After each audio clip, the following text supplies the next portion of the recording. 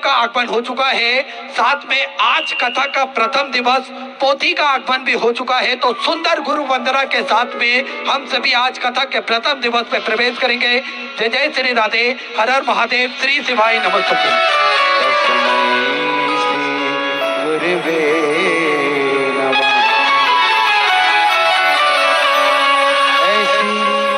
भी चलाना रे गुरु ने मंगाई, ऐसे प्रेम भी चलाना रे गुरु ने मंगाई, गुरु ने मंगाई, सतगुरु ने मंगाई, गुरु ने मंगाई, सतगुरु ने मंगाई। ओ पहली भिक्षा जो जल के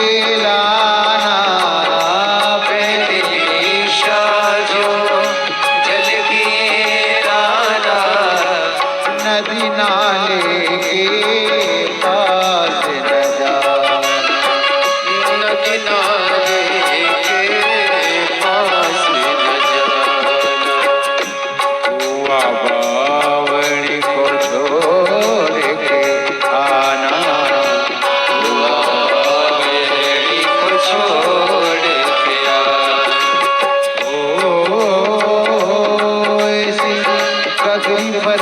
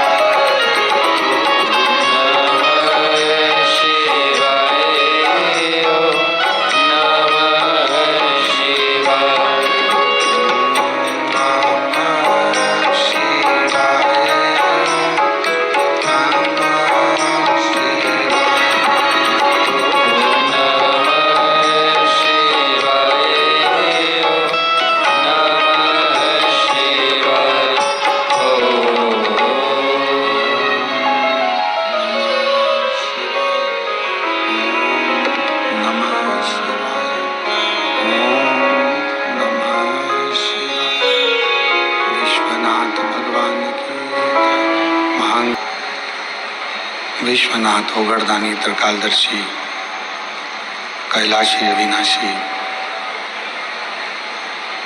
भगवान शिव, जिनकी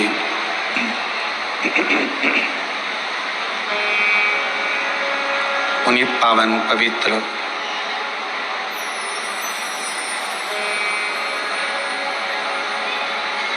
शिव महापुराण की कथा भगवान देवाधिदेव महादेव की कृपा से,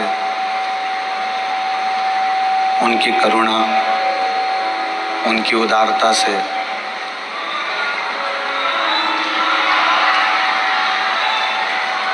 भगवान ओगड़दानी, त्रिकालदर्शी, कैलाशी, अविनाशी शिव की करुणा से ये पवित्र पावन शिव महापुराण की कथा वेजापुर महाराष्ट्र की पवित्र धरा से की कथा को दिव्यता और भव्यता के साथ आयोजित किया। पूरी परीक्षा इंद्रदेव ने भी इस कथा की ली है और लगातार जलवृष्टि भी होती रही और कथा की तैयारी भी होती रही। कथा मंडप में विराजमान सभी संत, साधु एवं राजनेता, अधिकारी सभी को साधुवाद देता हूँ जो इस पवित्र पावन कथा का लाभ लेने के लिए यहाँ विराजमान हुए, जो संपूर्ण जगत का कल्याण करने वाले हैं।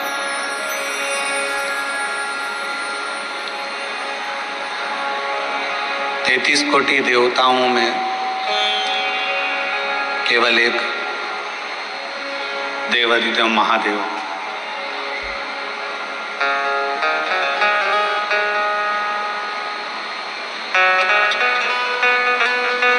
जिनको दुनिया का कोई ठाठ,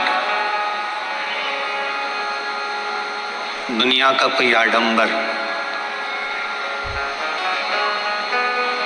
दुनिया का कोई दिखावा पसंद ही नहीं आता।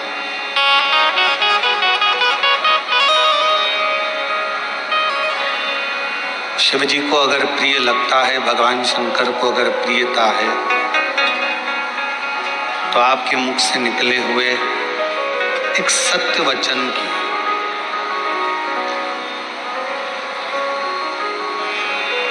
शिव को प्रियता है तो केवल आपके मुख से निकले हुए एक सत्य वचन की। इसलिए शायद शिव जी को सत्यम शिवम सुंदरम कहा। जहां सत्य बसता है वहां शिव जी का निवास होता है, भगवान शंकर का निवास होता है।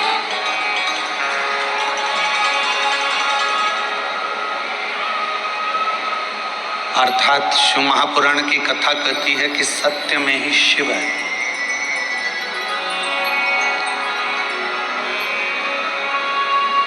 और उसको ढूंढने जाने के लिए कहीं पर भी जरूरत नहीं है।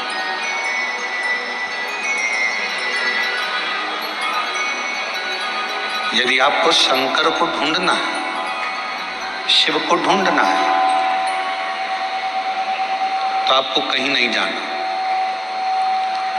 कुछ देर मौन होकर एकांत में आप शिव नाम को पुकारना प्रारंभ करो।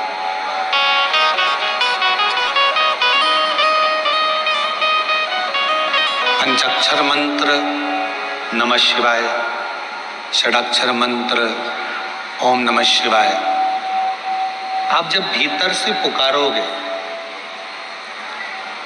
अंदर से पुकारना प्रारंभ करोगे, तो शिव महापुराण की कथा कहती है कि आपके अंदर ही शिव का दर्शन एक ना एक दिन बाबा भोलेनाथ जरूर करा देते।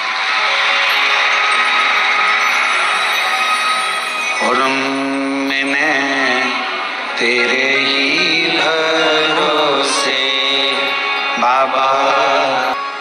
वो कौन सा दिन है जिस दिन को बेकार माना जाता है?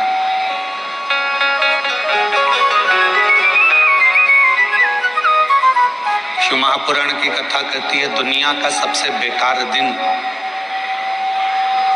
उस दिन माना जाता है जिस दिन आपके चेहरे पर मुस्कुराहट ना हो और आपके मुख पर भगवान का नाम ना हो।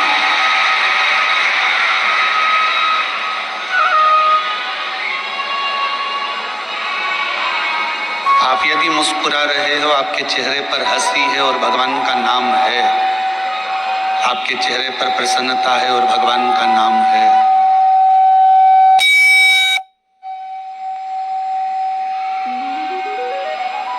आपके चेहरे पर प्रसन्नता है और आपके मुख पर भगवान शिव का नाम है, हरि विठ्ठल, पांडुरंगा, श्री विठ्ठल, रुक्माई, संत ज्ञानेश्वर, संत तुकाराम जी महाराज, संत नामदेव जी महाराज, या किसी भी रूप में भगवान का कोई भी नाम यदि आपके मुख पर है और आपके चेहरे पर यदि कितना भी टेंशन हो, कितनी भी चिंता हो, कितना भी चिंता, कितना भी टेंशन, और उसके बाद भी तुम्हारा चेहरे पर अगर स्माइल है, मुस्कुराहट है, तो समझ लेना कि आज आप सबसे ज्यादा शिव के करीब हैं।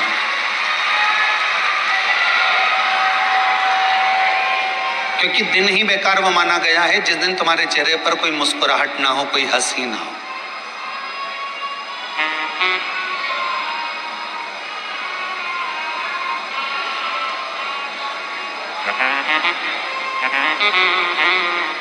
आपके चेहरे की प्रसन्नता भगवान के करीब में लेकर जाती है। एक बात का स्मरण रखिएगा, मैया यशोदा जी ने श्रीमद् भागवत कथा में आपने श्रवण किया होगा, भागवत जी में आपने सुना होगा कि मैया यशोदा जी ने एक बार भगवान कृष्ण पर छड़ी उठा ली थी।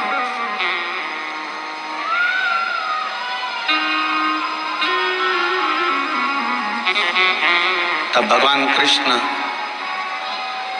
मैया यशोदा जी के पास में नहीं आए।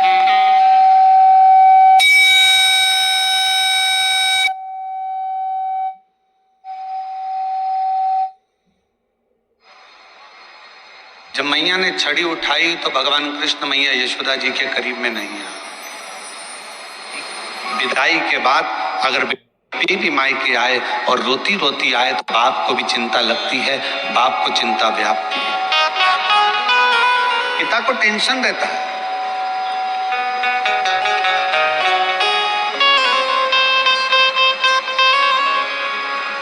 अच्छा घर देखा, अच्छा परिवार देखा, अच्छी खुशियां देखी, उसके बाद भी बेटी के चेहरे पर प्रसन्नता नहीं।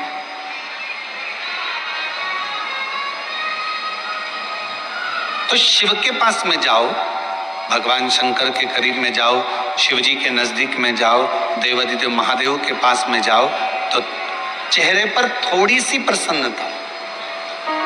और तो और हमने शिव महापुराण की कथा के माध्यम से पहले भी आपको कहा, आप एक लोटा जल शिव जी को नहीं चढ़ा सकते। आप भगवान शंकर को अगर एक लोटा जल नहीं चढ़ा सकते, आप भगवान शंकर को बेलपत्र नहीं चढ़ा सकते, आप भगवान शंकर को अगर एक पुष्प भी समर्पित नहीं कर सकते, शंकर के मंदिर में भी नहीं जा सकते, शिव के मंदिर में भी अगर प्रवेश नहीं कर सकते, शंकर के मंदिर में भी, भगवान शिव के द्वार पर मंदिर में भी अगर नहीं जा सकते, तो पहले भी कथा में काज फिर कर रहे हैं बेजापुर की इस पवित्र भूमि पर कि शिव के मंदिर भी ना जा सको तो शंकर के मंदिर के सामने से जब निकलो तो थोड़ा सा मुस्कुरा कर निकल जाना, तो भी शिव करुणा कर देते हैं, शिव कृपा कर। थोड़ा सा मुस्कुरा कर निकले, थोड़ा सा मुस्कुरा कर निकलोगे तो भी भगवान शिव करुणा कर देते हैं, कृपा कर देते हैं, दया कर देते हैं।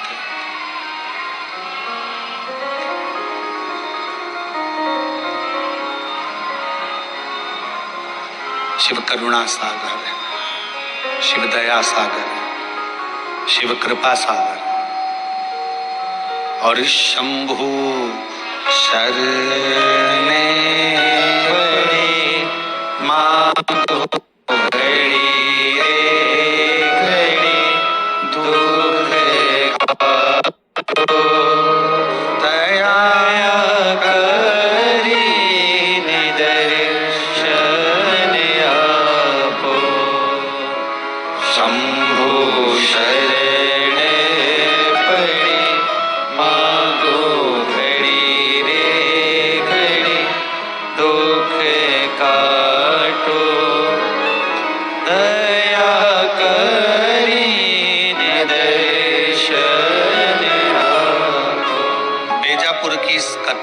नाम बेलपत्र शिव पुराण दिया। उसका कारण एक ये भी रहा कि आने वाला जो समय है वो श्रावण का महीना है।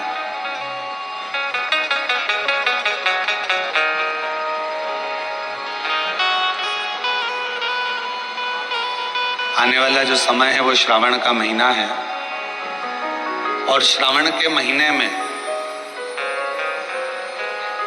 जब आप और हम प्रवेश करें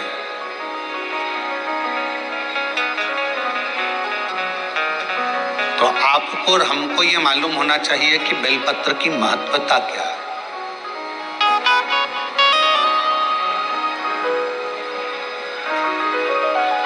संचेती परिवार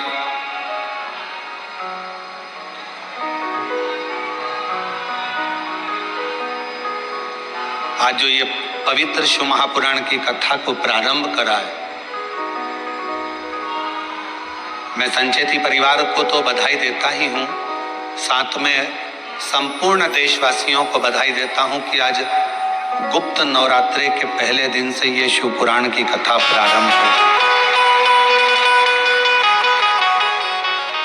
और आप सबको मालूम होगा 4 नवरात्रे होते हैं।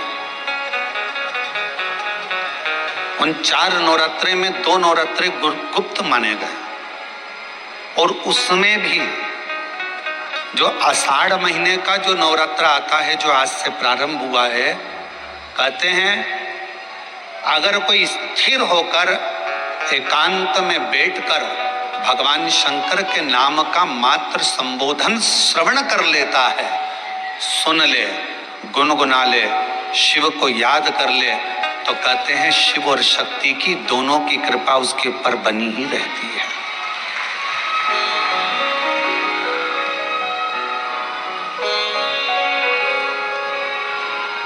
और आज वही नवरात्रे, गुप्त नवरात्रे से ये शिव कथा, उसका फल आज प्राप्त हुआ है। हम आपको धन्यवाद देते हैं माता जी, बहुत बहुत साधुता है। पुण्य है आपके ससुर के, सास के, और पुण्य है आपके पूर्वजों के, आपके, जो ये पवित्र शिव महापुराण की कथा आपके माध्यम से ये संपूर्ण देजापुर वालों को श्रवण करने का सौभाग्य है।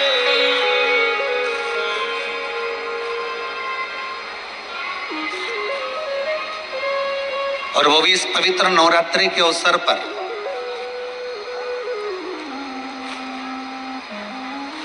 एक बेलपत्र के वृक्ष की महत्वता शिव महापुराण के प्रारंभ ही बता देता है।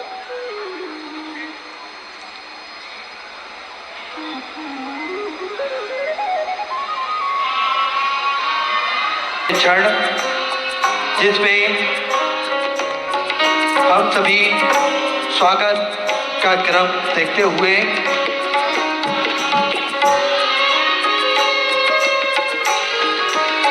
हमारे बीच में राजस्थान सरकार राज्यपाल महोदय महामहिम श्री हरिभाऊ जी बांगड़े साहब नाना जी पधारे हैं।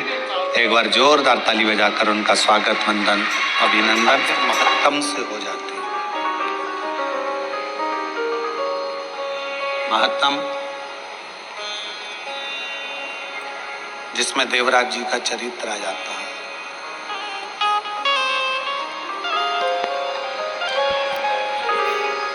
और वो देवराज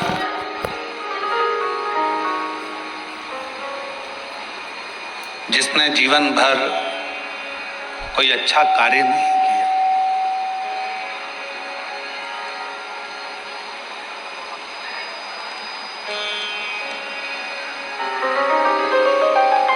वो देवराज जिसने श्रेष्ठ कोई कर्म नहीं करा,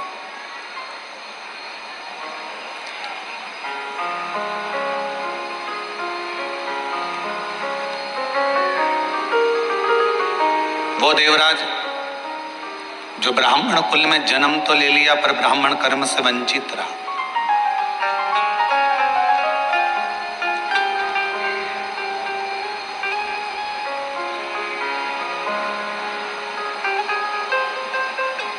और ब्राह्मण कर्म करना, जब तक वो परमात्मा की कृपा ना हो शिव महापुराण की कथा कहती है कि मानव की देह प्राप्त कर लेना तो सरल है, पर मानव देह प्राप्त करने के बाद इसको भगवान की भक्ति में लगाना ये बहुत कठिन है।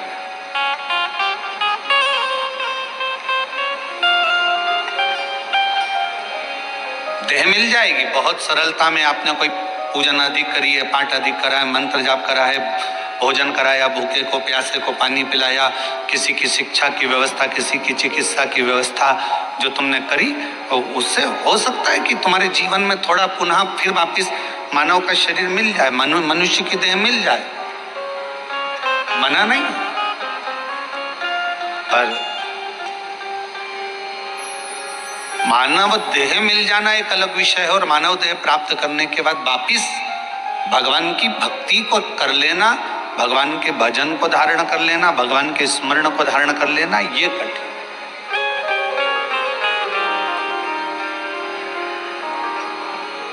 बेजापुर की मेरी जीजियों, बेजापुर के मेरे जीजाओं, मेरी बेटियों, बेटाओं, मेरी माताओं, मेरे भाई, पिता तुल्य पूर्वजों के रूप में स्वयं पिता तुल्य विराजमान सभी बुजुर्ग भाई बहन से भी निवेदन करूंगा कि अगर मनुष्य देह मिली है, मानव का शरीर मिला, आप 24 घंटे भगवान का भजन ना कर सकते हो मत करो। कोई जरूरी नहीं है कि आप 24 घंटे भगवान का नाम लेंगे।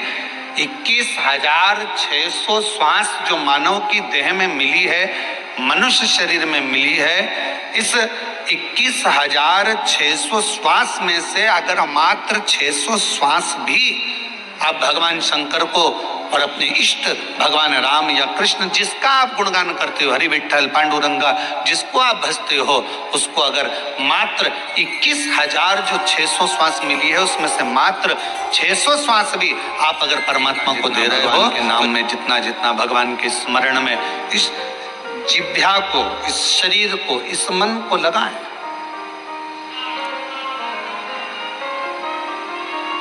करो कोई अच्छा कर्म जीवन में। और फिर निवेदन है कि मत बुरे कर्म कर बंदे, वरना पछताएगा, भगवान की आंखों से तो बच नहीं पाएगा, तू बच नहीं पाएगा। अरे ओ अज्ञानी मत कर नादानी, अरे ओ अज्ञानी मत कर नादानी, तेरे कर्म का फल भी तू ही पाएगा, जैसा किया तूने तेरे आगे आएगा। मत बुरे कर्म कर बंदे, वरना पछताएगा, भगवान की आंखों से तू बच नहीं पाएगा, तू बच नहीं पाएगा। अरे ओ अज्ञानी मत कर नादानी। रहो परिवार में, कुटुंब में, नातों में, रिश्तों में। कोई तुमसे कह दे कि तुम अपना घर छोड़ दो तो कह देना सीओर वाले महाराज ने मना करा, मैं अपना घर नहीं छोड़ सकती। कोई तुमसे कह दे कि तीर्थ में जाकर बैठ जाओ तो मना कर देना, हमारे बस की बात नहीं है तीर्थ में बैठना। कोई तुमसे कहे किसी नदी के तट पर जाकर बैठ जाओ, सन्यासी बन जाओ, संत बन जाओ, साधु बन जाओ, तपस्वी बन जाओ, साधक बन जाओ, उपासक बन जाओ, मना कर देना, हमारे बस का कुछ भी नहीं है। शिव महापुराण की कथा तो कहती है शंकर का एक तत्व अपने भीतर धारण करो। शिवजी अपनी अर्धांगिनी धर्मपत्नी के साथ रहते हैं, शिवजी अपने बच्चों के साथ रहते हैं। 33 कोटि देवताओं में केवल एक देवाधिदेव महादेव ऐसे हैं जो अपने पूरी विथ फैमिली पुजाते हैं। विथ फैमिली, पूरा परिवार। भगवान शंकर किसी देवता का परिवार पूरा पूछते हुए बता दो।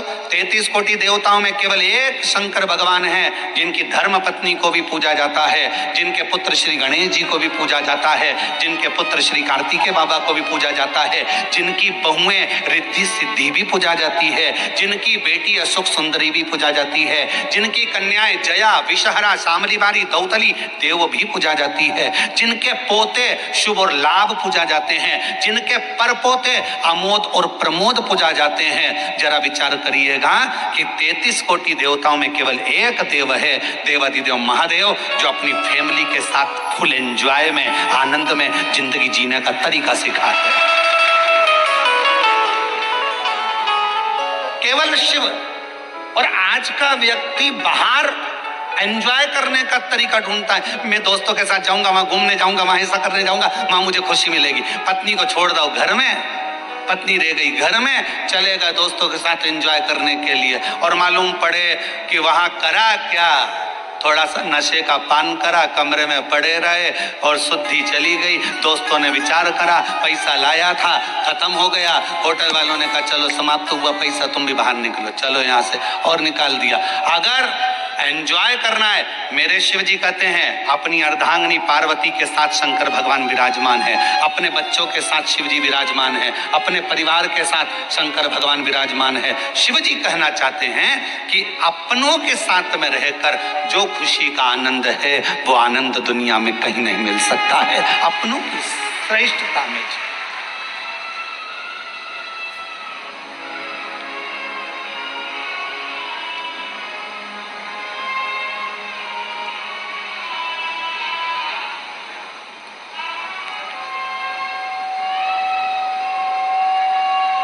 कल हमको बड़ा अच्छा लगा। हम संचेती परिवार में जब आए तो हमने पूछा ही, ये सब लोग जो खड़े हैं कौन है, तो कहा विशाल जी बोल रहे थे ये काका जी हैं, ये काकी जी हैं हमारे। अच्छा, ये हमारे ये हैं, ये हमारे वो हैं। अच्छा, हमें समझ में इतनी प्रसन्नता हो रही थी कि बताओ, पूरा परिवार एक जगह पर, और उसमें भी भगवान की अविरल भक्ति और शिव महापुराण की कथा और बेजापुर का क्षेत्र, ये जीवन का एक आनंद प्रदान करने वाला, एक सुख देने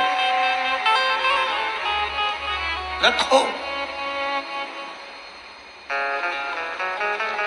और शंकर जी के परिवार में एक चीज और है, थोड़ा सावधानी रखिएगा, सबको निभा के चलना है। जगत जननी दुर्गा भवानी बैठती है काय पर, जम के बोलो, शेर पर। शंकर भगवान बैठते हैं नंदी पर। शिव जी के गले में सर्प। गणेश जी चूहे पर। कार्तिकेय जी, अरे बोलते तो जाओ, मोर पर। हमें भी तो मालूम पड़े, बेजापुर में सबकी आवाज मवाज तो ठीक है। अगर जीजियों की आवाज डाउन होगी तो दिक्कत हमको होगी हो, तो थोड़ा सा दमदारी से बोलो। है कार्तिकेय जी काय पर बैठते हैं, मोर पर। अब भाई आवाज इतनी जोरदार आवाज में बोला करो, घर जाके नजर भी उतरवा लिया करो। है?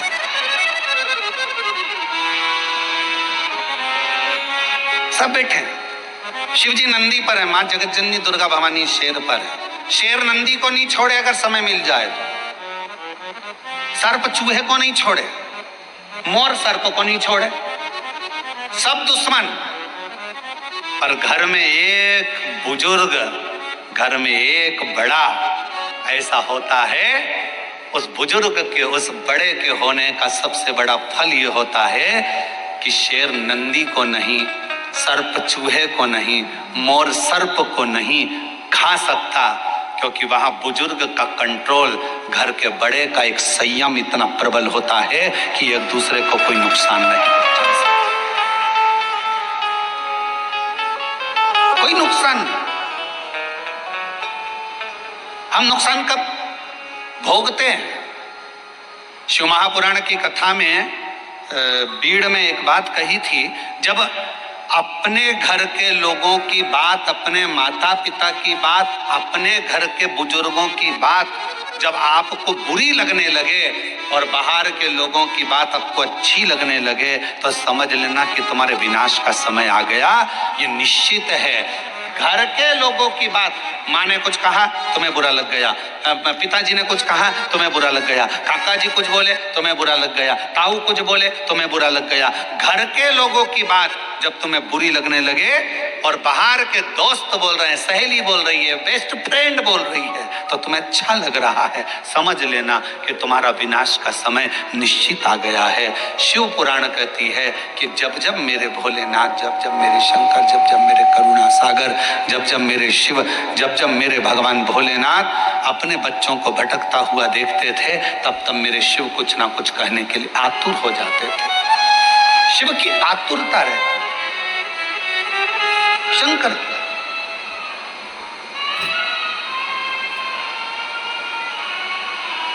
शिव की आतुरता रहती और शिव शिव है। जब घर के बुजुर्ग, घर के बड़े, और कितना सुंदर संवाद आया है, देखिए शिव महापुराण में देवराज नाम के ब्राह्मण का संवाद आया। देवराज नाम के ब्राह्मण का जो चरित्र वर्णन किया गया, उस संवाद में कहा गया, शिव जी की कथा चल रही है। देवराज ब्राह्मण के घर में जन्म लेने वाला एक बालक है।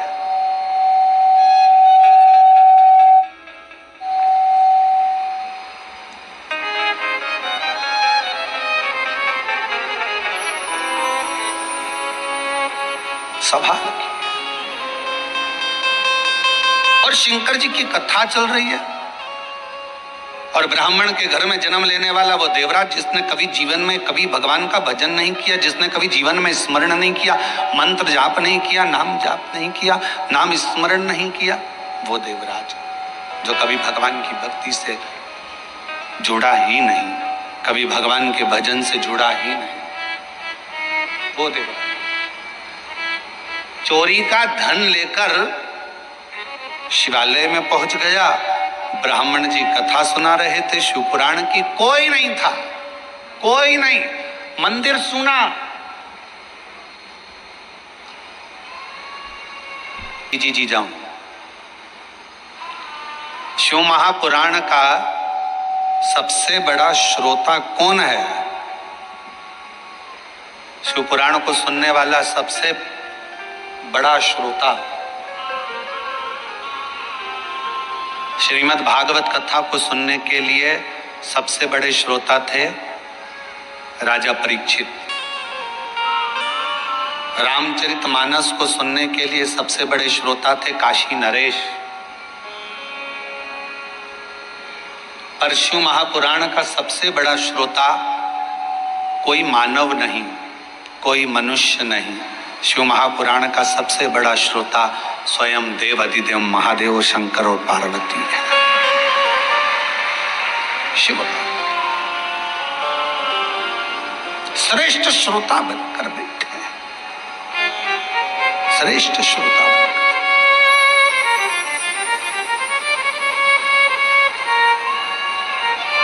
और चित्त भगवान शिव का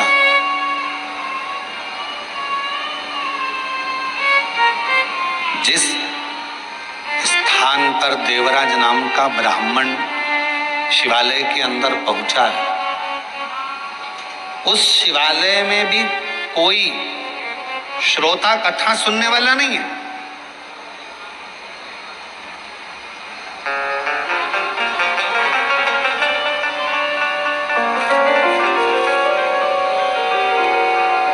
और यदि आप लोगों ने कोरोना महामारी में अगर इस शिव पुराण की कथा को ऑनलाइन सुना होगा टीवी पर, तो आपने उस समय पर भी देखा होगा, उस समय पर भी श्रवण करा होगा कि कोरोना महामारी के समय पर केवल शिव महापुराण की कथा चल रही थी और पूरा प्रांगण पूरा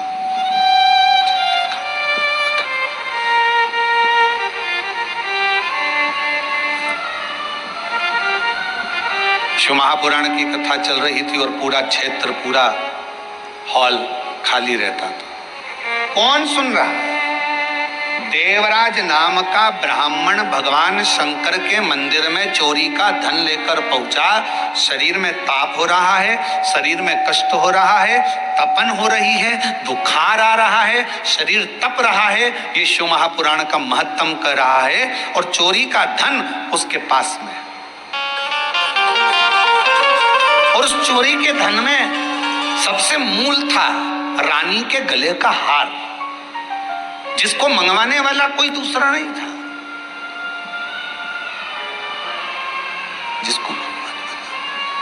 जिसको मंगवाने वाला कोई दूसरा नहीं था, जिसको मंगवाने वाली केवल देवराज ब्राह्मण जिस एक पर स्त्री के संग में लग गया था, उस पर स्त्री ने उस देवराज से कह दिया था कि मुझे रानी के गले में जो हार पड़ा हुआ है वो हार मुझे ला कर दे।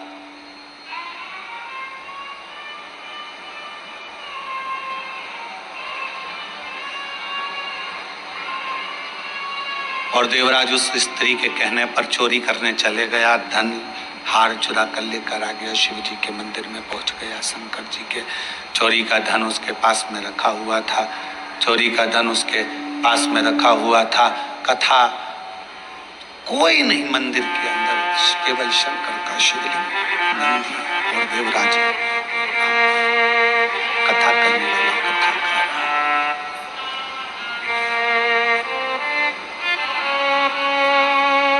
कथा करने वाला कथा कर रहा है। केवल एक ब्राह्मण बैठा है, कथा बाच रहा है, मंदिर में कोई भी नहीं। यहां तक शिव महापुराण की कथा कर रही है, जिस मंदिर में शिव पुराण की कथा देवराज चोरी का धन लेकर, जिस शंभो चोरी का धन लेकर देवराज जिस मंदिर में पहुंचा था, वहां पर जहां पर एक ब्राह्मण कथा कर रहा था, वहां पुजारी तक नहीं था। वहां पर कोई पुजारी नहीं, पुजारी है ही नहीं। केवल शंकर भगवान का शिवलिंग है, नंदी है और देवराज चोरी का धन लेकर बैठा हुआ है। एक ब्राह्मण शिव महापुराण कथा का वाचन कर रहा है, कोई श्रोता में नहीं। और भगवान शंकर ने मां पार्वती जी को ये कहा है, पार्वती सुनो, जहां पर शिव महापुराण की कथा होती है, श्रवण करने के लिए जो पुरुष और स्त्री, बेटा और बेटी, नर नारी, गंधर्व, अप्सरा, देवता शिव महापुराण की कथा को अगर श्रवण करने के लिए जाते हैं, तो वहां केवल संसार का मनुष्य, संसार का मानव ही नहीं रहता। वहां पर स्वयं शिव कहते हैं कि मैं और शक्ति दोनों उस कथा को श्रवण करने के लिए उस मनुष्य के रूप में पहुंचते हैं।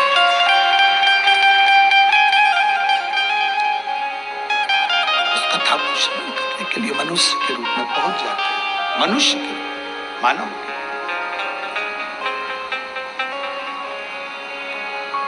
आप कोई साधारण नहीं है।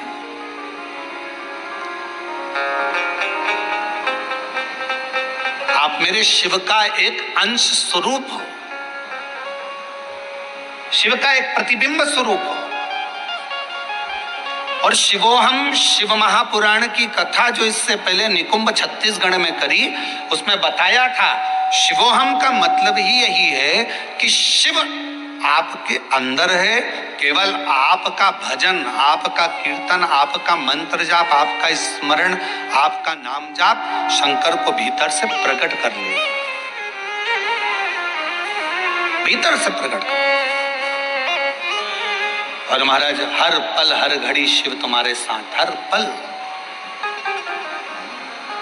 तेरे सिर पर भोलेनाथ फिकर फिर क्या करना, तेरे सिर पर भोलेनाथ फिकर फिर क्या करना, क्या करना फिर क्या करना, क्या करना फिर क्या करना, तेरे सिर पर भोलेनाथ फिकर फिर क्या करना, तेरे सिर पर भोलेनाथ फिकर फिर क्या करना, सिर पर भोलेनाथ फिकर फिर क्या करना, तेरे सिर पर भोलेनाथ फिकर फिर क्या करना, क्या करना फिर क्या करना, क्या करना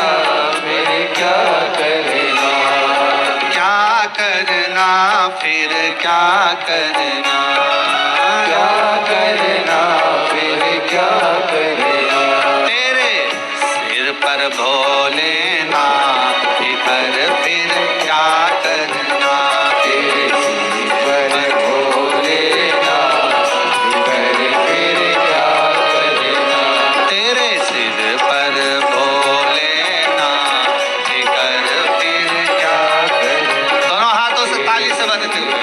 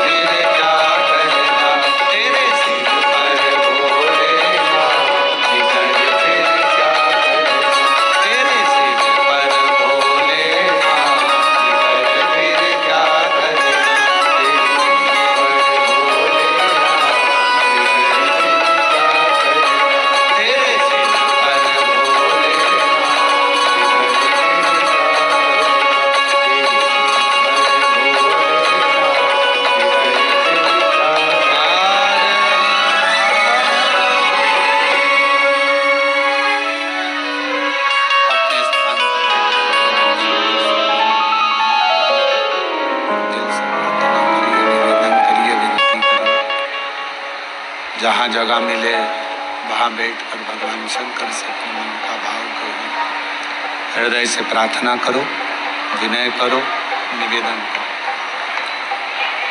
बारिश थोड़ी तेज है, जो लोग गीले हो रहे हैं उनसे निवेदन है जो सूखी जगह है वहाँ जाकर बैठें, गीले ना हो। जहाँ जहाँ पर सूखा सूखा जगह हो वहाँ बैठें। तेज है इसलिए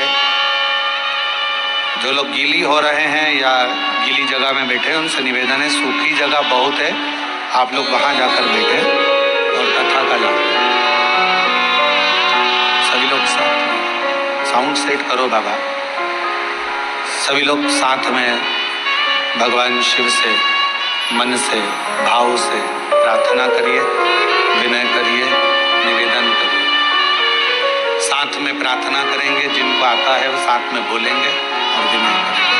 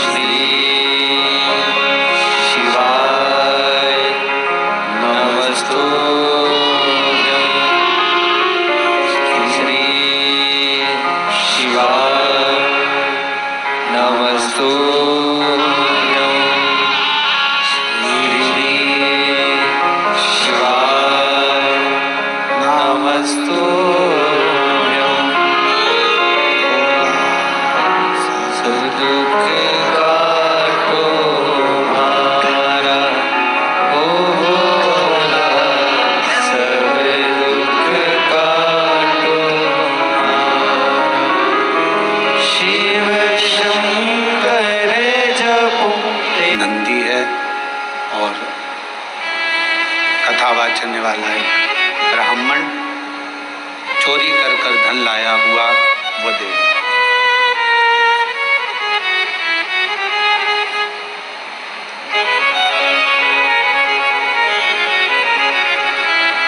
कई लोगों का एक प्रश्न रहता है, गुरुजी हम अकेले मंदिर जाते हैं, मेरे घर का मैं अकेला शिवालय जाता हूँ, पूजन करता हूँ, आराधना करता हूँ, अर्चना करता हूँ, शिव भक्ति करता हूँ, शिव आराधना करता हूँ, शिव पूजन करता हूँ,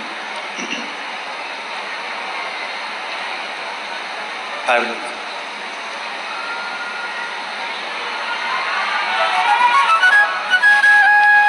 शिव महापुराण की कथा कहती है कि शंकर का जो भक्त है, शिव की जो आराधना करने वाला है, शंकर की जो स्तुति करने वाला, वो जीवन में कभी अकेला नहीं रहता।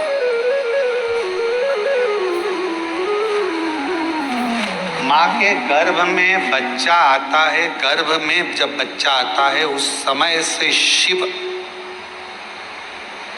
उसकी धड़कन के रूप में उसके अंदर विराजमान होता है। इसलिए वीर शैव लिंगायत संप्रदाय में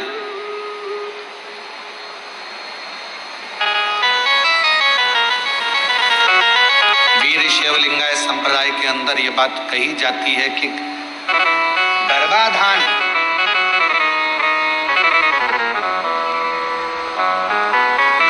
बच्चा रहे उस समय से लेकर व्यक्ति के जब प्राण छूटते हैं तब तक शिव शिव उसके अंदर विराजमान रहता है, शिव तक उसके अंदर विराजमान रहता है,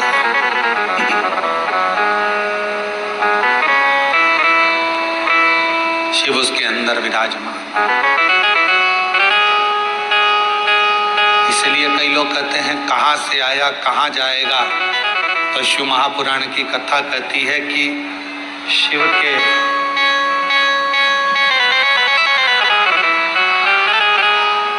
शिव महापुराण की कथा कहती है कि शिव के द्वार से आया और शिव के ही द्वार से। पर कब? जब हमारा भरोसा श्रेष्ठ हो, जब हमारा विश्वास श्रेष्ठ हो।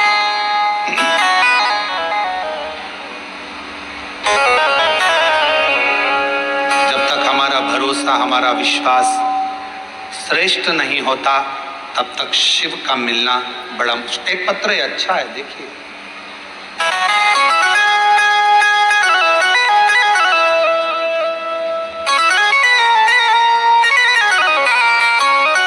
मैं सारिका टेकरने, मुकाम पोस्ट तहसील गंगापुर, जिला छत्रपति संभाजी नगर, महाराष्ट्र की रहने वाली।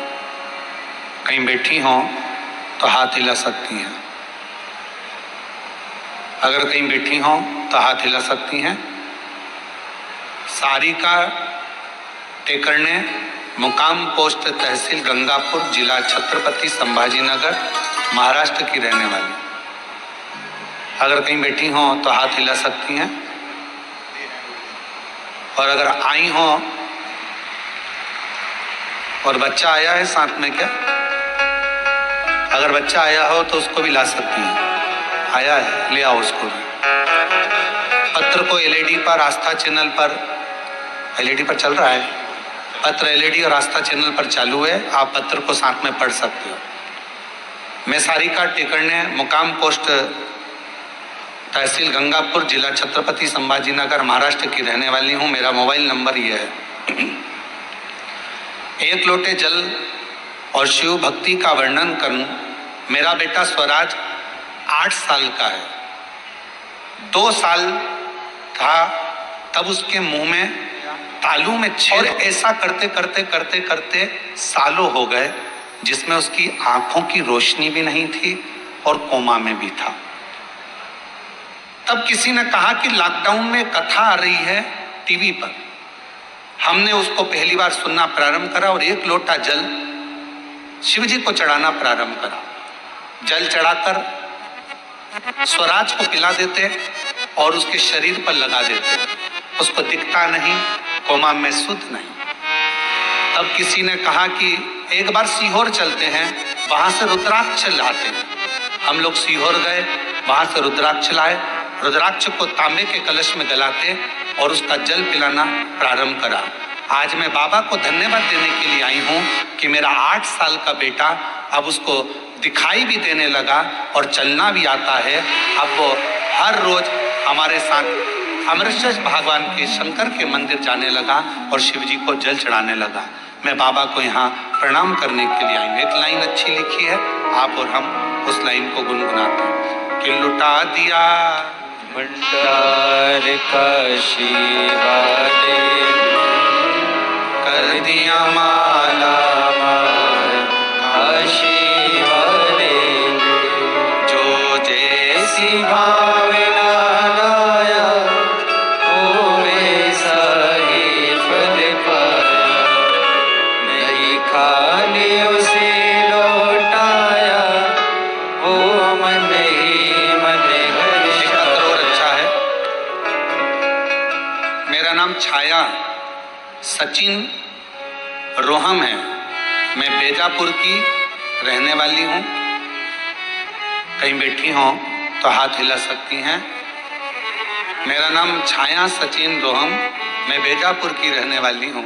आए हैं, बच्चा आया है साथ? हाँ, ले आइए। मेरा पुत्र जिसका नाम साईं है, 6 साल तक बोल नहीं सकता था। हम लोग दिखाए, डॉक्टरों का इलाज कराए, पर इसकी आवाज नहीं थी।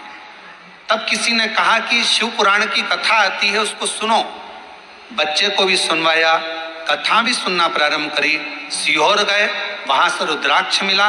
हर दिन उस रुद्राक्ष का पानी बेटे को पिलाना प्रारंभ करा।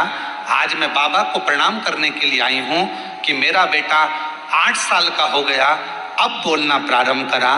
मैं बाबा को धन्यवाद देने के लिए, बाबा को प्रणाम करने के लिए बच्चे को लेकर आ सकते हैं। एक पत्र और बड़ा सुंदर आया है। दीपक, जरा पढ़ के बताओ क्या लिखा है। दीपक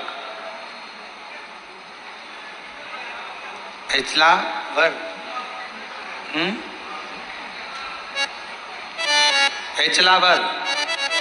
एचलावर, ग्राम उमरी, जिला यवतमाल, महाराष्ट्र से हूँ।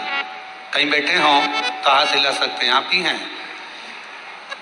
आ जाइए, जल लेकर, बेलपत्र लेकर। कुछ समय पहले सालों से एक बीमारी हो गई जिसमें मेरे शरीर पूरा सफेद होने लगा। जगह जगह पर सफेद सफेद दाग हो गए और मेरा पूरा शरीर सफेद हो गया। हम लोग बड़े परेशान हुए, डॉक्टरों की इलाज करवाया, तब भी वो सफेद चर्म रोग ठीक नहीं हुआ। आखिरी में दुख होने लगा। तब मैं सीहोर गया, वहां से रुद्राक्ष लाया। आपके बताए अनुसार विधि पूर्वक रुद्राक्ष को जल में गलाता और पूरे शरीर में लगा लेता। बाबा का गाय के दूध वाला प्रयोग करा, शिवजी को बेलपत्र चढ़ाई और ऑनलाइन शिव महापुराण की कथा को श्रवण करा। आज मेरा शरीर सफेद रोग से मुक्त हो गया, पूरा की पूरा शरीर मेरा अच्छा हो गया। मैं बाबा को यहाँ प्रणाम करने के लिए आया हूँ, बाबा को नमन करने के लिए आया। हो गई कृपा करुणा हो भवतार हुआ, भव पार हुआ। पापी हो चाहे जितना, उसका भी बाबा उद्धार हुआ, उद्धार हुआ। इध अजामिल गणिका जैसे तेरे मन को जरा सी हम पर कर दो, ओ जरा सी हम पर कर दो। तेरी कृपा का क्या है भरोसा, अब किस पर हो जाए, जरा सी हम पर कर दो, ओ जरा सी हम पर कर दो।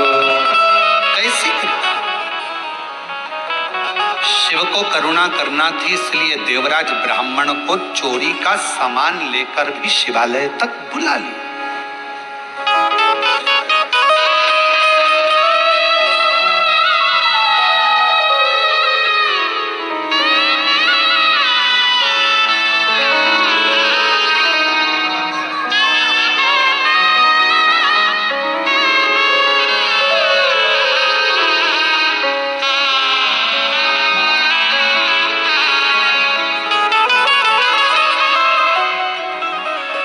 आंखों से देख नहीं सकता था, चल नहीं सकता था, कोमा में पड़ा रहता था, उठ नहीं सका कई साल तक। आज बाबा की कृपा से चल भी रहा है, देख भी रहा है और बोल भी रहा है। एक बार जोरदार ताली बजाएं।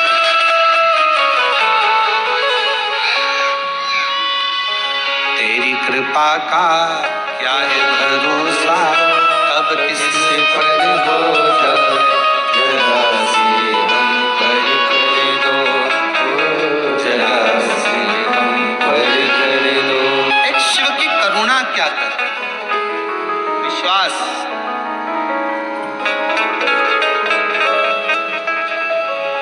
कई लोग कहते हैं गुरुजी शिव महापुराण की कथा है, हम कहते हैं जैसे नेत्र शिविर लगता है, आंखों का इलाज करवा लो।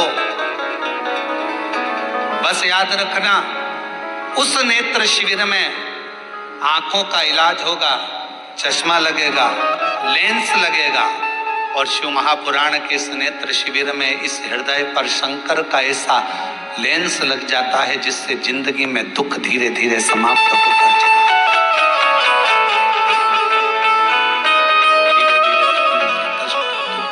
समाप्ति की ओर चला जाता है,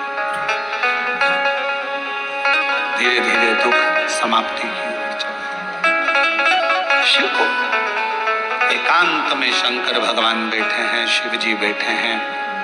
देवराज आया, चोरी का धन लाकर बाजू में रखा। शिव पुराण की कथा चल रही थी। कथा 2 क्षण की देवराज ने सुनी, मात्र 2 क्षण।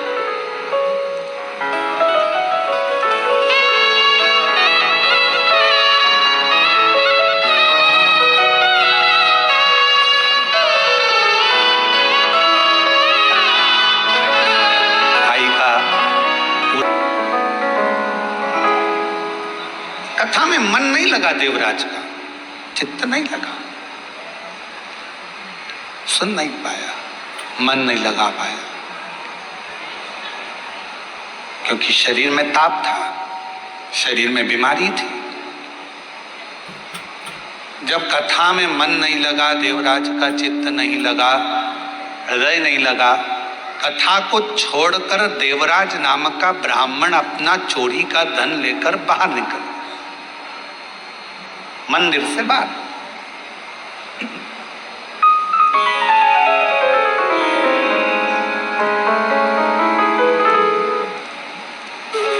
और गया, सोचा अब कहां जाऊं, मेरे शरीर में बहुत ताप है, बहुत कष्ट है।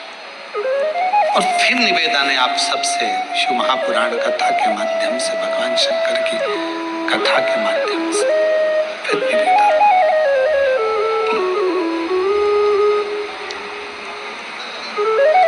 जब सारी दुनिया के हाथ जोड़ लो, सबको नमन कर लो, प्रणाम कर लो, सब जगह से जब हार जाओ, सारी दुनिया के हाथ जोड़ लो, सब जगह से जब हार जाओ, सब जगह से जब थक जाओ, तब आखिरी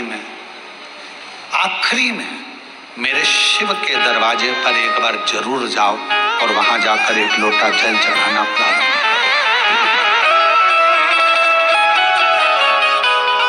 सब जगह से हारने के बाद अंत में शिवालय तक, शंकर तक जरूर पहुंचो, शिव तक। हम तो कई बार कथा में कहे कि जैसे बच्चा गुल्लक को भरता है और गुल्लक भरने के बाद बच्चा गुल्लक तोड़ता है तो कोई गिफ्ट खरीद कर लेकर आता है, उसी तरह अपने दादा, परदादा, पिता, माता, घर के बच्चों की भाग्य की गुल्लक जब फूटती है तब समझना कि जिंदगी में एक बार शिव महापुराण की कथा अपने परिवार के द्वारा,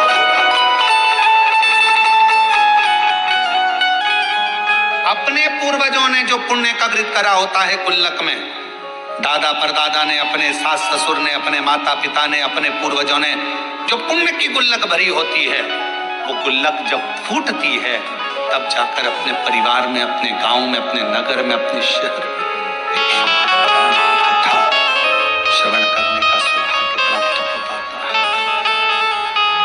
तब एक कथा सुनने का सौभाग्य प्राप्त हो पाता है, तब शिव कथा श्रवण करने का सौभाग्य मिलता है।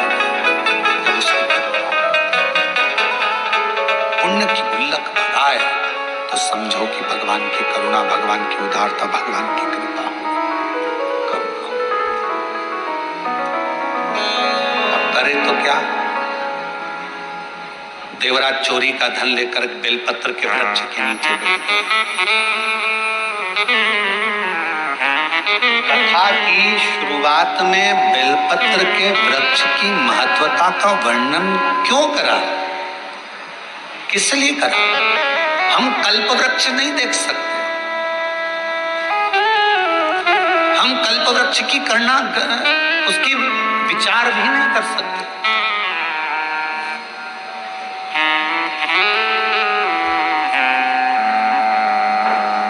हम कल्प वृक्ष को अपने घर पर लेकर भी नहीं आ सकते। पर शिव पुराण की कथा कहती है, भगवान शंकर का चरित्र कहता, शिव तत्व कहता कि यदि एक बेलपत्र का वृक्ष हम अपने घर में लगा लेते हैं, बगीचे में लगा लेते हैं, या किसी भी स्थान पर यदि हमने जिंदगी में एक बेलपत्र का वृक्ष लगा लिया, तो ये मानकर चलना कि तुमने कल्प वृक्ष की कामना कर कर उस वृक्ष को लगाया, अपने जीवन में कुछ अच्छा फल प्राप्त कर। कि एक बालक एक गांव में रहता था जिसका नाम था श्रेष्ठ। जन्म हुआ,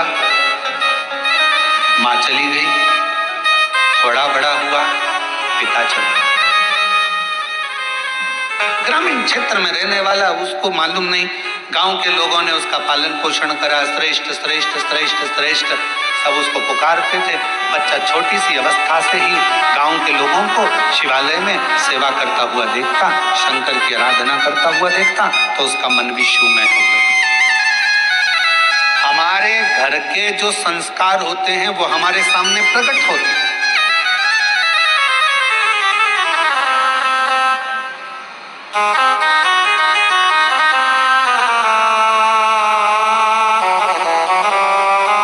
कल जब हम संचेती जी के यहाँ आए तो हमने उनको सबसे पहला शब्द उनके घर में उनके माता पिता को यही कहा कि आपके पुत्र विशाल और बहुरानी, घर के बच्चों को आपने जो संस्कार दिया, ये संस्कार आज सामने देखने को मिलता है। कम से कम इतनी बड़ी शिव महापुराण की कथा अपने माता पिता और अपने पूर्वजों का आनंद के लिए कराई तो।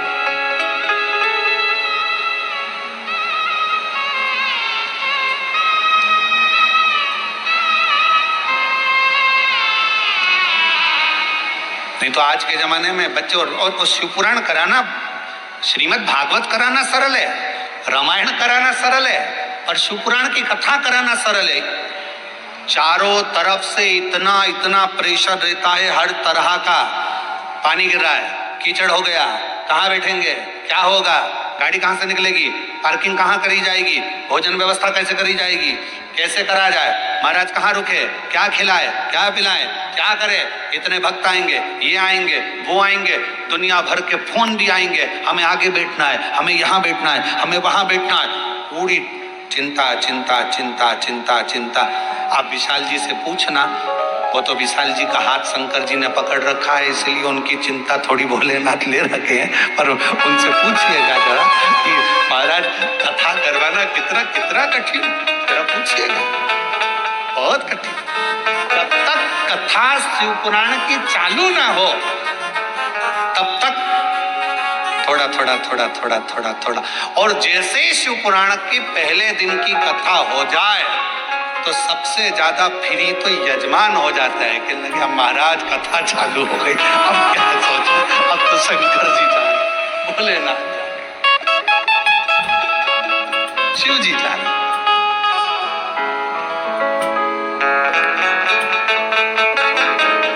और हम तो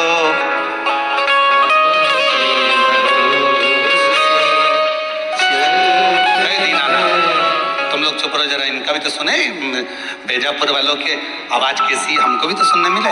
तुम बोलो तुम बोलो। हम तो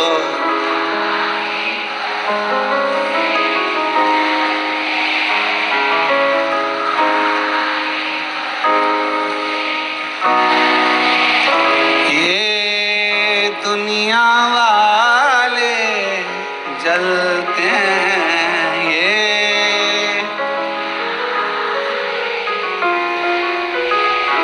भोले बाबा के भरोसे, डमरू वाले के भरोसे। हम उसके आश्रित श्रेष्ठ छोटा सा बालक, नगर के लोगों ने देखा, गांव के लोगों ने उसको सिखाया, मंदिर जाना, शिवालय, आराधना, अर्चना, भगवत भजन, नाम स्मरण, कीर्तन, मंत्र जाप, चाल। धीरे धीरे बड़ा हो गया। उसने अपनी जिंदगी का एक नियम बड़ा प्रबल लिया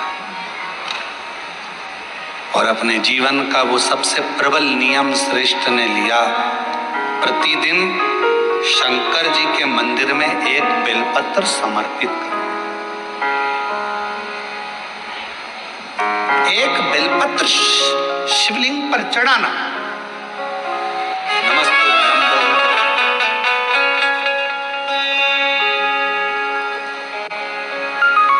एक नियम धारण करो, कोई सा भी नियम ले लो। हो सकता है बेलपत्र का आप नियम लो और गर्मी का समय हो और बेलपत्र नहीं मिले चढ़ाने के लिए, तो हो सकता है कि नियम में कुछ गड़बड़ हो जाए। हो सकता है मंदिर जाने का नियम लो और कभी कभी घर में कार्य ज्यादा हो जाए, नहीं जा पा, पर जो अपन से संभल जाए वो नियम अपनी जिंदगी में एक लेना चाहिए। एक नियम अपनी जिंदगी में लो कि मैं ये नियम ले रही हूं कि मैं अपने जीवन में प्रतिदिन, अगर सुबह ना ले पाई तो दिन में ना ले पाई तो शाम को ना ले पाई तो रात में एक बार मुख से श्री शिवाय नमस्तुभ्यं जरूर कहूं। मैं पंचाक्षर मंत्र नमः शिवाय जरूर बोलूं। मैं षडाक्षर ओम नमः शिवाय का जाप जरूर।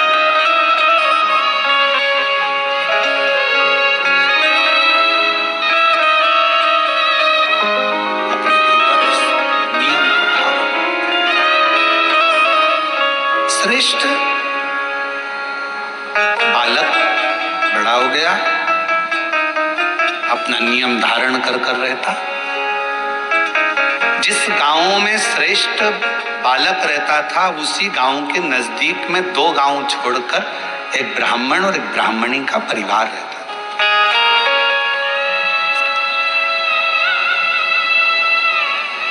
महाराज वो दोनों भगवान के बड़े उपासक थे, पर दोनों के घर में औलाद नहीं थी, संतान का सुख नहीं था।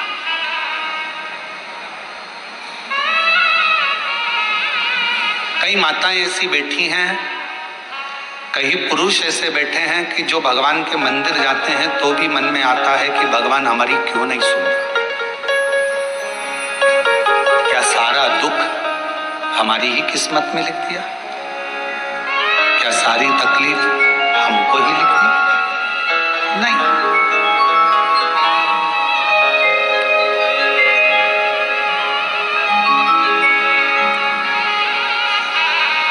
कभी विचार ना लाए, तेरे मंदिर में आना मेरा काम है और मेरी बिगड़ी बनाना तेरा। आप अपने मन में श्रेष्ठ विचार को लेकर आओ कि बाबा एक ना एक दिन अच्छा करेगा, एक ना एक दिन मेरे जीवन में सुख का पल आए। और फिर निवेदन करेंगे,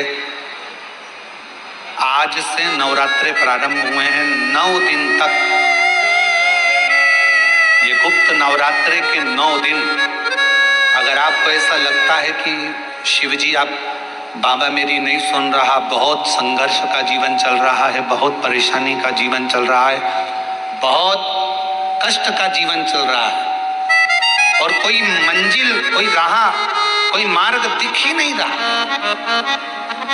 तुम्हारा कैसा भी दुख है, जो आज गुप्त नवरात्रे प्रारंभ हुए हैं 26 तारीख से, 26 जून से, आज से 9 दिन तक का एक नियम ले लो गुप्त नवरात्रे में कि मुझे शिवजी के मंदिर में अशोक सुंदरी वाली जगह पर एक बेलपत्र माँ हेमवती माता के नाम से, कौन सी माता? हेमवती, माँ हेमवती के नाम से एक बेलपत्र अशोक सुंदरी वाली जगह पर समर्पित करूंगी। 9 दिन का एक नियम धारण करो और 12वें या 15वें दिन आप देखिए आपका जो दुख है मेरा बाबा उसको काट कर ही रहा।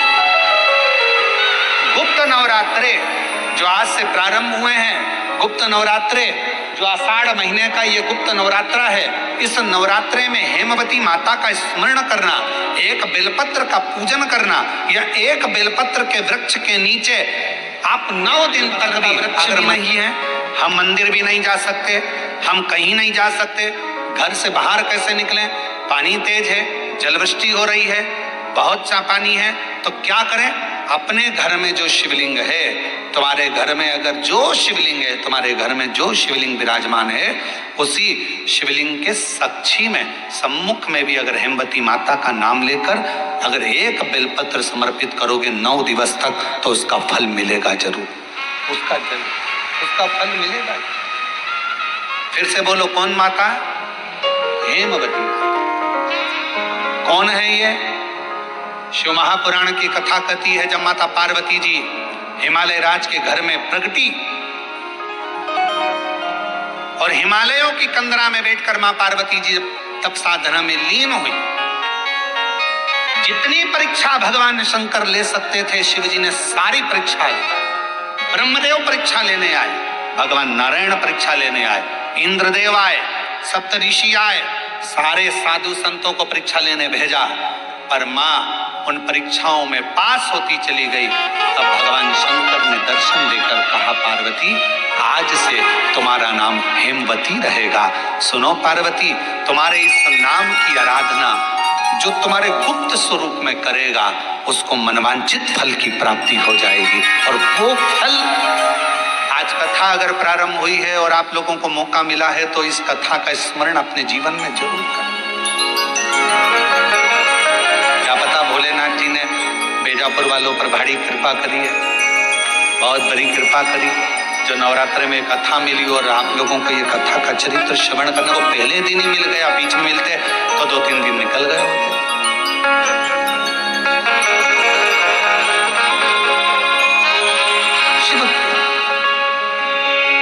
और मेरे भोले तेरा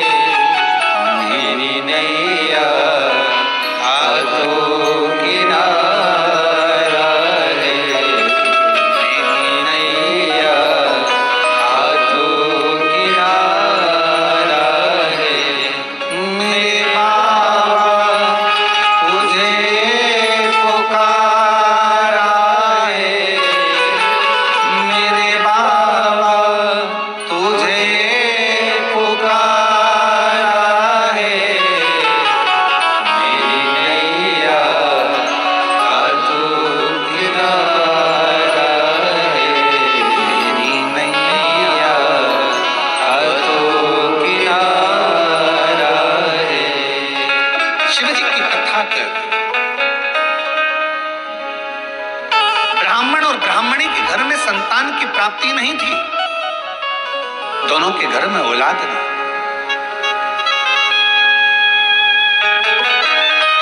श्रेष्ठ 2 गांव छोड़कर रहता था, जिसका नियम था एक बेलपत्र को समर्पित करना, शिवालय जाना, शंकर जी को एक बेलपत्र बाबा के शिवलिंग को समर्पित करना, बाबा को चढ़ाना, विनय करना, निवेदन। एक दिन ब्राह्मणी मंदिर से आ रही थी। देवलोक से इंद्र की धर्मपत्नी इंद्राणी सची देवी अपनी सहेलियों के साथ में भूलोक भ्रमण के लिए, मृत्युलोक पे भ्रमण करने हैं।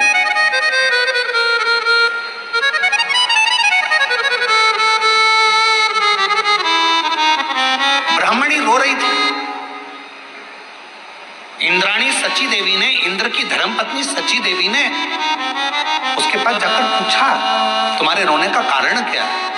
कहा, मेरे घर में संतान का सुख नहीं,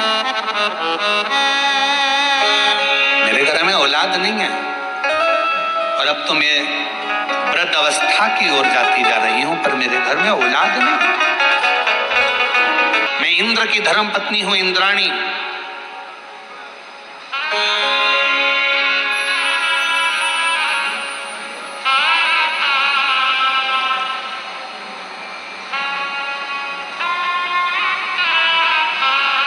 ब्राह्मणी ने हाथ जोड़कर कहा, इंद्राणी जी, आप देवलोक में रहती हो, एक बार अगर हो सके ना तो भगवान से मेरे लिए पूछना जरूर कि मेरी किस्मत में संतान है कि नहीं, मेरे भाग्य में औलाद है कि नहीं, जरा पूछिएगा, एक बार जरा भगवान से पूछिएगा, उत्तर जरूर देना। इंद्राणी जी, आप निवेदन है आपसे, कहिएगा, प्रार्थना है आपसे। जब कई लोगों को बहुत बड़ा रोग हो जाता है, रोग होने के बाद वो कई बार दिखते हैं, मिलते हैं, तो कहते हैं, गुरुजी बहुत कष्ट का जीवन चल रहा है, बहुत रोग हो गया, बहुत बड़ा रोग हो गया गुरुजी, ये मिटेगा कि नहीं मिटेगा? हम हमेशा एक ही बात कहते हैं, डॉक्टर शंकर का एक रूप होता है। जब भी अगर शरीर में तकलीफ आए, कष्ट आए, बीमारी आए, तो एक बार अपने डॉक्टर के पास जरूर जाओ और डॉक्टर से जाकर कहो कि मेरे शरीर में रोग आ गया, बीमारी आ गई। वो तुम्हें जांच करने का बोले जांच कराओ, वो तुम्हें दवाइयां दे दवाइयां खाओ, वो तुम्हारी जांचें करवाए जांचें करवाओ। डॉक्टर को शिव मानकर उसका इलाज प्रारंभ करो, फिर किसी शंकर के मंदिर में जाकर 1 लोटा जल चढ़ाना प्रारंभ करो। डॉक्टर की दवा और शिव की दुआ तुम्हारे रोगों को समाप्त जरूर करेगी, निश्चित। अब कई लोग कहते थे, गुरुजी हम डॉक्टर के पास नहीं जाएंगे, हमको तो ठीक हो। ना ना ना, शिव महापुराण की कथा में शंकर भगवान खुद कहते हैं, जिस समय पर मां जगत जननी जगदम्बा अम्बा स्वयं दुर्गा भवानी ने देखा कि शंकर भगवान के कंठ में विष पहुंच रहा है, तब मां आद्य शक्ति दुर्गा भवानी जगत जननी जगदम्बा औषधि का पिटारा लेकर, स्वयं वेद बनकर, स्वयं डॉक्टर बनकर, औषधि का पिटारा लेकर, मेरी मां आद्य शक्ति जगदम्बा कात्यायनी, स्वयं मां कात्यायनी अपना औषधि का पिटारा लेकर, स्वयं मां जगत जननी डॉक्टर बनकर औषधि का पिटारा लेकर पहुंच गई। शिव जी को तो हलाहल विष था, अंदर उतरना था, पर पार्वती जी ने देखा, कात्यायनी ने देखा, मेरे पति अगर इस विष को नीचे उतार लेंगे तो पूरा ब्रह्मांड जल जाएगा, करूं क्या? मेरी मां आद्य शक्ति दुर्गा भवानी जगत जननी दुर्गा मां स्वयं मां देवी एक औषधि का पिटारा लेकर जाती है, शिव के कंठ पर उस औषधि को अपने हस्त को रख लेती है। दुनिया की दृष्टि में लगा कि औषधि को लगाया गया, विष नीचे नहीं उतरा, पर जैसे ही मां जगत जननी ने हाथ का स्पर्श करा, हाथ का स्पर्श करते थे जगत जननी उस कंठ में जाकर बैठ गई और विष को नीचे नहीं उतर रही, विष को नीचे नहीं उतर रही। कई लोगों को देखना बहुत तेज पेट दुख रहा है, बहुत तेज सिर दर्द हो रहा है, प्रैक्टिकल करके देखना शिव पुराण की कथा का। कहीं सियोर वाला महाराज झूठ तो नहीं बोल रहा। प्रैक्टिकल करते रहना चाहिए और प्रैक्टिकल जीवन में जरूर करो। और हमने पहले भी कहा प्रैक्टिकल बहुत जरूरी है। एक महाराज जी प्रवचन दे रहे थे, प्रवचन में कह रहे थे मदिरा नहीं पीना चाहिए, शराब नहीं पीना चाहिए। शराब पीने वाला व्यक्ति गटर में पड़ा होता है, नाली में पड़ा होता है। उसी में महाराज का पहचान वाला बैठा था, उठ के खड़ा हो गया। खड़ा होके बोला, वो महाराज तो इतनी बड़ी बड़ी बातें कह रहा है, तेरा सग्गा भाई पी के तो गटर में पड़ा है, तो हमको ज्ञान दे रहा है, तेरे भाई को क्यों नहीं समझाता? महाराज जी ने कहा, भाई देख, मैं मुंह से समझा रहा हूं, मेरा भाई प्रैक्टिकल करके दिखा रहा है। तो कौन सी भाषा में समझेगा ये तेरे ऊपर निर्भर करता है। या तो मुख से समझ जा या मेरे भाई को देखकर समझ जा। इसलिए शिव महापुराण की कथा कथी एक बार प्रैक्टिकल कर जरूर देखिएगा। बहुत तेज बुखार आ रहा है, बहुत पेट दुख रहा है, बहुत सर दर्द हो रहा है, और जैसे ही घर के लोगों ने कहा चलो इसको डॉक्टर के पास लेकर चलते हैं, और डॉक्टर के पास ले जाने का समय आया, बुखार समा, सिर दर्द बंद। डॉक्टर साहब कह रहे हैं तो नॉर्मल। हमारे बीच में श्री हरि भक्त श्री रामगिरी महाराज जी पधारे हैं। एक बार जोरदार ताली बजाकर साधुवाद, साधुता, जोरदार ताली बजाकर।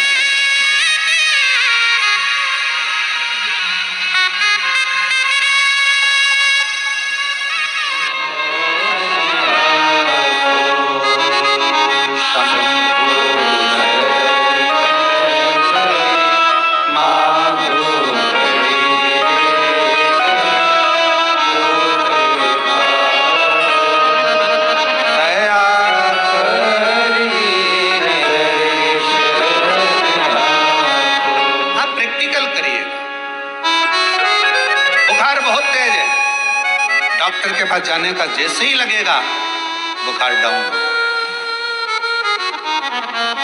पेट दर्द कितना भी कर रहा हो, डॉक्टर के पास जाने का आएगा समय, पेट दर्द थोड़ा ठीक हो। शिव का एक स्वरूप डॉक्टर को माना गया, जरूर देखा।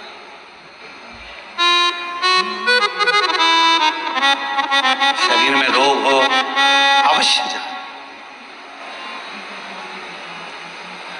विश्वास शिव पर, शिव मान कर अवश्य। ब्राह्मणी ने कहा कि एक बार इंद्राणी से निवेदन करा, इंद्राणी से ब्राह्मण,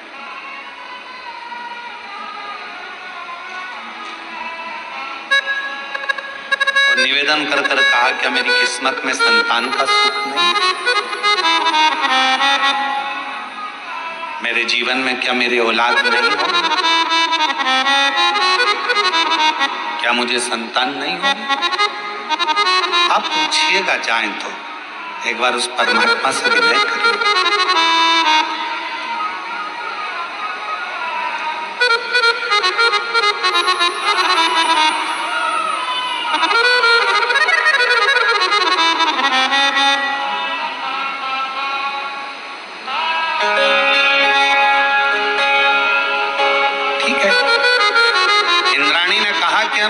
मैं जाकर पूछती,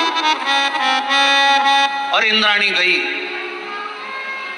सची देवी ने अपने पति इंद्र से कहा कि स्वामी, एक पृथ्वी पर एक ब्राह्मणी मिली थी, उसकी औलाद नहीं है, संतान नहीं है, मुझे जानना है उसकी किस्मत में क्या औलाद का सुख नहीं है, क्या संतान का सुख नहीं है?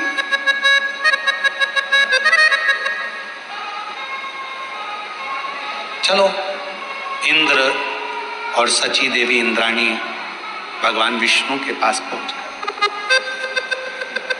भगवान नारायण ने पूछा, इंद्रदेव आए हैं, क्या बात है? और सांच में पहली बार इंद्राणी इस वैकुंठ लोक में, इस स्वर्ग लोक में शेष सैया की साक्षी में तो कभी इंद्राणी आई नहीं, आज पहली बार इंद्राणी आई है, वो भी सची देवी यहाँ पहुंची। क्यों, किस लिए, कैसे आना हुआ?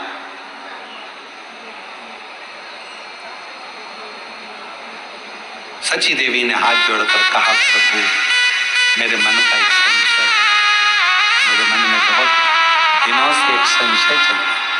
मैं पृथ्वी पर गई थी, मृत्यु लोक में गई थी और पृथ्वी पर भ्रमण करते करते गांव में पहुंच गई। वहां पर एक ब्राह्मणी से मेरा मिलना हुआ।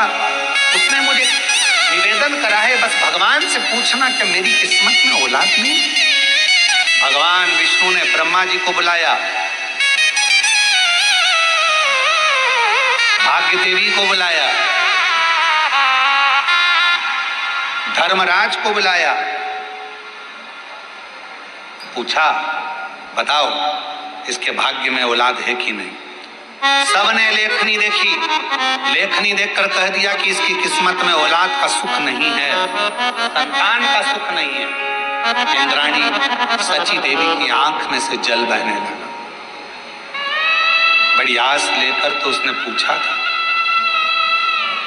अब मैं उसको जवाब देने नहीं जाऊंगा, क्योंकि अगर मैं बोलने जाऊंगी कि तेरे घर में औलाद का सुख नहीं है, संतान का सुख नहीं है, तो वो मुझे पकड़ लेगी, चरण पड़े लेगी। तुम मुझे औलाद का सुख दीजिए, संतान दीजिए, मुझे वर दीजिए, कुछ भी करो, मेरे घर में संतान का सुख प्राप्त हो, उसके लिए कुछ कार्य करिए। मैं नीचे नहीं जाऊंगी। सची देवी नहीं गई, नीचे गई नहीं, इंद्राणी गई नहीं। समय बीतते बीतते एक दिन वही श्रेष्ठ बालक जो शंकर भगवान का एक नियम लिया था, एक बेलपत्र समर्पित करने का, वो निकल कर जा रहा था। दूसरे गांव से बहुत तेज जलवृष्टि हो रही थी और बहुत तेज जलवृष्टि में उसने सोचा कहाँ रुकूं मैं, कहाँ?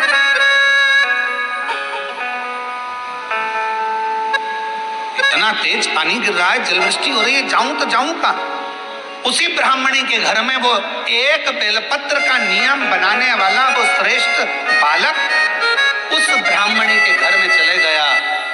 आवाज लगाई, आवाज, महाशय बांधव बांधव, मैं गीला हो रहा हूं, बहुत तेज जलवृष्टि है, द्वार खोलिए, दरवाजा खोलिए।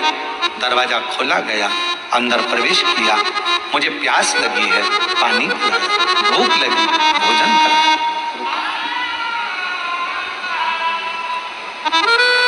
ब्राह्मणी ने भाव से भोजन भी कराया, पानी भी पिलाया। समय निकला,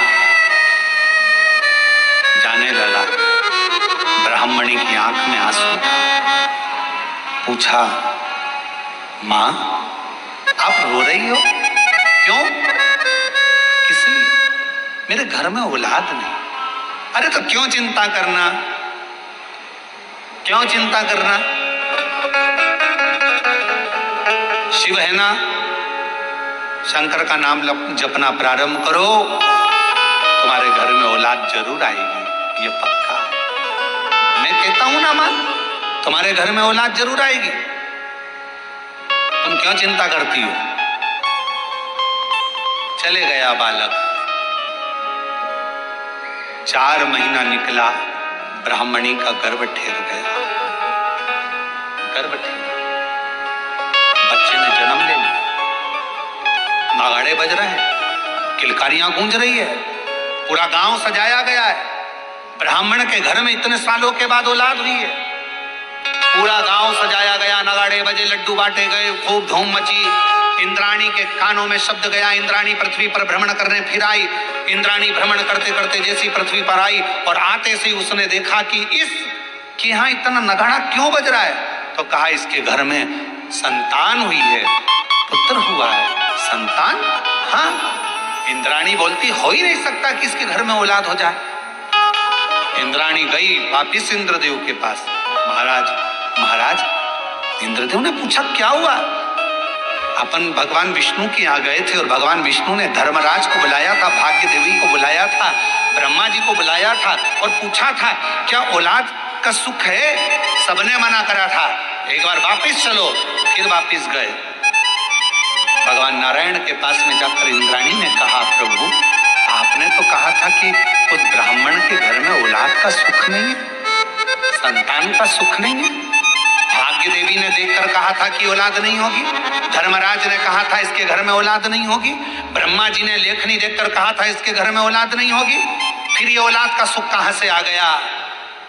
तब भगवान नारायण ने कहा ब्रह्मणी, हे सची देवी, जो देवता भी लेख को नहीं पलट सकते, वो शंकर का एक भक्त उस लेख को पलट सकता है।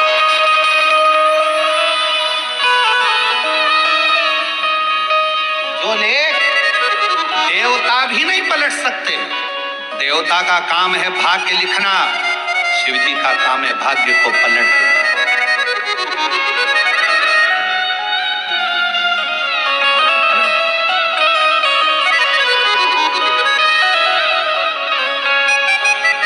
भोलेनाथ नमन चरणों में स्वीकार कीजिए, सबका किया है मेरा भी उद्धार कीजिए, उद्धार कीजिए। हे त्रिपुंडधारी, हे त्रिशूलधारी,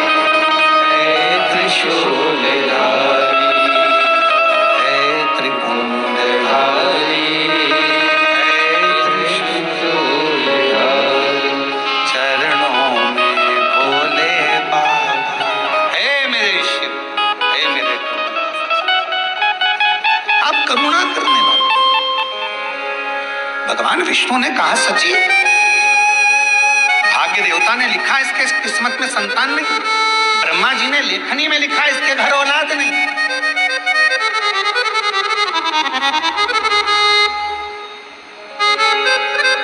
अच्छा, ब्रह्मा जी और भगवान शंकर के आपस में अगर संबंध देखे जाए तो जरा विचार करिएगा। ब्रह्मा जी ने शिव जी को कई बार अपशब्द कहा है।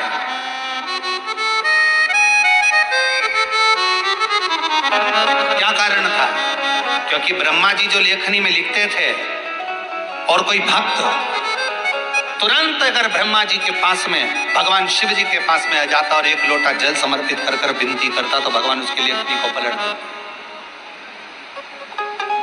लेखनी को पलट।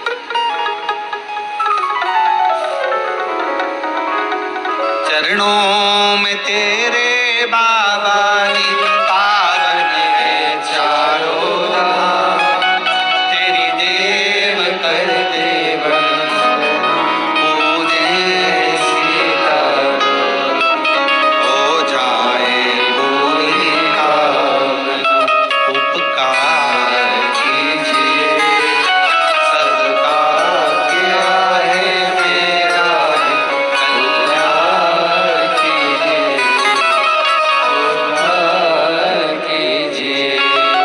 हे त्रिपुंडधारी, हे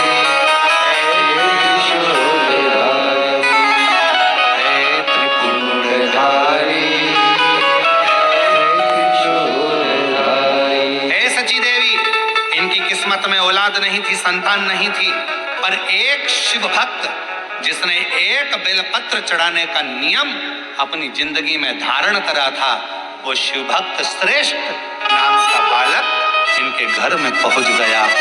उसके कारण इनका भाग्य पलट गया और जो नहीं था किस्मत में वो भी किस्मत में प्राप्त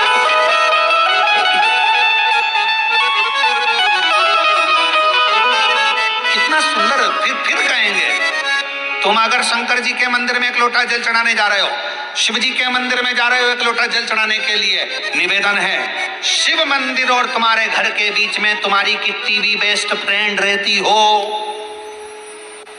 सगे रिश्तेदार रहते हो, पर निवेदन है जल चढ़ाने के पहले और जल चढ़ाने के बाद घर से जाओ, सीधे जल चढ़ाया, जल चढ़ा के सीधे अपने घर आए, ना बेस्ट फ्रेंड ना कोई रिश्तेदार।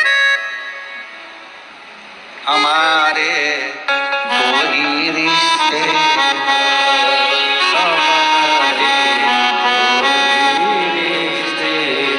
एक हमारे भोले बाबा, एक हमारे भोले बाबा, और दूजी गौरा रानी सरकार। हमारे दो ही रिश्ते, हमारे दो ही रिश्ते। हम मंदिर से घर, घर से मंदिर, कहीं नहीं रुकना, कहीं पर केवल मंदिर का ही मंदिर। हम तो लोग कुबेरेश्वर धाम आते हैं तो उनसे भी कहते हैं आए हो ना बाबा के धाम, यहाँ वहां नहीं भटकना, बाबा के धाम आओ, जल चढ़ाओ, कंकर शंकर पूजन करो, रुद्राक्ष लो, अपने घर जाओ, कहीं भटकना। शिव कथा करे, देवराज नाम का ब्राह्मण बेलपत्र के वृक्ष के नीचे प्राणों को त्याग दिया, शिव के धाम चल गया। बिंदुक नाम का ब्राह्मण जल में डूबकर मरा, पत्नी चंचुला देवी ने शिव पुराण की कथा कराई, ईसर गोरा शिव पार्वती बने, कथा श्रवण करने के लिए चले। हमारे बीच में ईसर गोरा जी आए और हमारे बीच में पूज्य श्री हरिभक्त श्री रामगिरी महाराज जी आए हैं। मैं निवेदन करूंगा आपका 2 मिनट का आशीष वचन सभी शिव भक्तों को प्राप्त हो। थोड़ा इधर कर लो, उधर कर लो, हाँ थोड़ा सा। हमारे बीच में श्री हरिभक्त श्री रामगिरी महाराज जी आए हैं। 2 मिनट का आशीष वचन उनका लेकर फिर आरती का क्रम अपन प्रारंभ करेंगे। प्रथम दिवस की कथा बेलपत्र शिव महापुराण की कथा चल रही है। आज 26 तारीख से गुप्त नवरात्रे प्रारंभ हुए हैं। भाव भक्ति से ये पवित्र कथा बेजापुर छत्रपति संभाजी नगर के इस पवित्र जिले के अंतर्गत बेजापुर में चल रही है। 1 बजे से 4 बजे तक कथा का क्रम। आप सबसे एक निवेदन रहेगा, जलवृष्टि में बच्चों का हाथ और बुजुर्गों का हाथ जरूर पकड़ कर चलना। पानी में कीचड़ में कोई फिसले ना, गिरे ना, एक दूसरे का हाथ पकड़कर रोड पर निकलना, धीरे धीरे चलना। सोने का कोई सामान, चांदी सोना हीरा पन्ना रतन आभूषण लेकर कथा स्थल पर मत आना। महंगा मोबाइल लेकर मत आना। बाबा के भरोसे, बाबा का स्नेह कर कर बाबा की भक्ति के अनुकूल आना। कोई भी कीमती सामान लेकर ना। श्री शिवाय नमस्तुभ्यम। पूज्य गुरुजी पंडित प्रदीप मिश्रा जी की कथाओं को सुनने के लिए चैनल को सब्सक्राइब करना ना भूलें। हर हर महादेव।